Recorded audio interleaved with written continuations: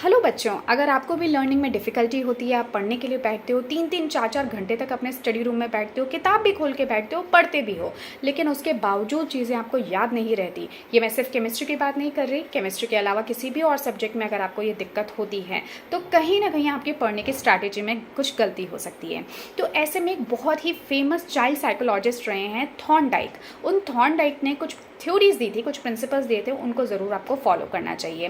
तो मैं यहाँ पे 3 लॉज आपके साथ डिस्कस करने वाली हूँ। दे आर सुपर इम्पॉर्टेंट अगर आपको पढ़ते बहुत हो लेकिन कहीं ना कहीं चीज़ें लंबे टाइम तक याद नहीं रहती है तो। So these are the 3 laws: law of readiness, law of exercise and law of effect. Law of readiness मतलब कि जब भी आप कुछ पढ़ना स्टार्ट करने जा रहे हो तो बिल्कुल अचानक से मत पहुंच जाओ, नहीं, अपने माइंड को प्रिपेयर करो। अगर आप केमिस्ट्री पढ़ने बैठ रहे हो, केमिस्ट्री में अगर आप फिजिकल केमिस्ट्री पढ़ने वाले हो तो कहीं ना कहीं अपने माइंड को ये चीज़ बताओ 1 घंटा पहले कम से कम कि मैं अभी केमिस्ट्री पढ़ने के लिए बैठ रहा हूँ, और वो भी फिजिकल केमिस्ट्री।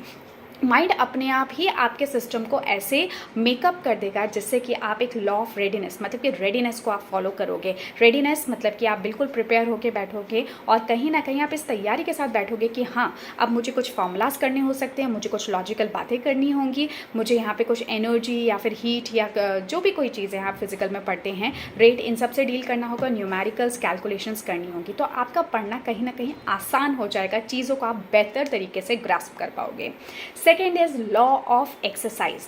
जितना ज़्यादा आप प्रैक्टिस करोगे उतना ही आपके लिए बेहतर होगा, ठीक है, इसमें कोई दो राय नहीं है। आप अगर रिविजन, इसलिए कॉन्सेप्ट जो आता है रिविजन का, दिस इज़ वेरी इंपॉर्टेंट। आप एक बार किसी चीज़ को पढ़ते हो तो आपके वो एकदम परमानेंट मेमोरी में, दिमाग में नहीं जाता, लेकिन जब आप उसको रिपीटेडली बार बार पढ़ते हो, चाहे तो उसका रिविजन करते हो, चाहे प्रैक्टिस टेस्ट देते हो, चाहे मॉक टेस्ट देते हो, किसी भी वे में अगर आप उसको रिवाइज करते हो, किसी और को पढ़ाते हो, ये सभी कुछ तरीके हैं रिवीजन को फॉलो करने के। तो उससे आपके दिमाग के अंदर वो चीज़ें जो है परमानेंट तरीके से छप जाती हैं। So law of exercise is the most important thing किसी भी सब्जेक्ट, किसी भी टॉपिक में मास्टर करने के लिए।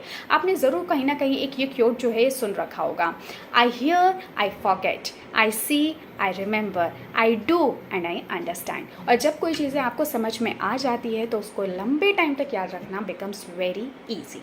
जो नेक्स्ट आपका लॉ आता है वो है law of effect. This is again super important.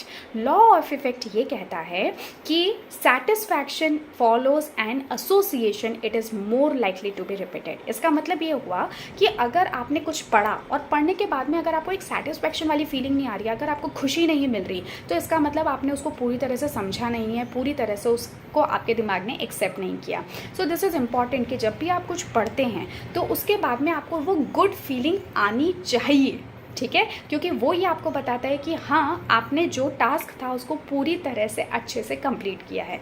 अगर वो अच्छी फीलिंग आपको नहीं आ रही, इसका मतलब जाओ और उसको वापस से पढ़ो, ठीक है। और इसके लिए आप क्या कर सकते हैं कि आपको एक मोटिवेशन मिलता रहे बार बार उस चीज़ को पढ़ने का। तो उसके लिए दिस इज़ वेरी इंपॉर्टेंट कि जब भी आप कुछ पढ़ते हैं, समझ लेते हैं, सीख लेते हैं, पूरी तरह इसको ग्रास्प कर लेते हैं, सेटिस्फाइड हो जाते हैं, उसके बाद आप अपने आप को एक छोटा मोटा सा रिवॉर्ड ज़रूर दो। अब रिवॉर्ड का मतलब ये नहीं है कि आप सेल फोन लेकर बैठ जाओ और वहाँ पे फेसबुक, व्हाट्सअप ये सब चलाओ। No, that is not a reward. ये कहीं ना कहीं टॉक्सिक कुछ हैबिट्स हैं जो हम सब के अंदर, सिर्फ एक जनरेशन में नहीं, सभी की सभी जनरेशन में ये फैली हुई हैं। पहले हम सोचते थे कि सिर्फ जो छोटे छोटे बच्चे हैं या फिर जो टीनेज ग्रुप में हैं या फिर हमारी एज के भी जो लोग हैं वो बहुत ज़्यादा इसके अंदर फोकस्ड हैं, बट नो, ऐसा नहीं है। एक्चुअली सभी के सभी जनरेशन, इवन अगर आप अपने पेरेंट्स को भी देखोगे तो वो भी अब इसके इतने ज़्यादा पकड़ में आ चुके हैं कि इससे छूट पाना बड़ा मुश्किल है। और अगर आप ऐसे में कर पाते हो then you are really a smart person, ठीक है। तो ये कुछ मैंने आपको 3 लॉज जो कि थॉर्नडाइक ने दिए हैं, मैंने नहीं दिए, थॉर्नडाइक ने दिए, बहुत फेमस साइंटिस्ट हैं, साइकोलॉजिस्ट हैं, तो उनको आपको ज़रूर एक बार फॉलो करके देखना चाहिए। कुछ महीनों के लिए आप इस प्रोसेस को करो। आई एम वेरी श्योर कि आप खुद आओगे इस वीडियो पे और जाके कमेंट करोगे कमेंट सेक्शन में कि हाँ, ये एक्चुअली वर्क करता है, ठीक है। कौन कौन से लॉ है याद रखोगे: law of readiness, law of exercise and law of effect. चलिए मिलते हैं नेक्स्ट वीडियो में जहाँ पे हम कुछ और मोटिवेशनल टिप्स को डिस्कस करेंगे। So till then take care, thank you so much, goodbye, see you very soon.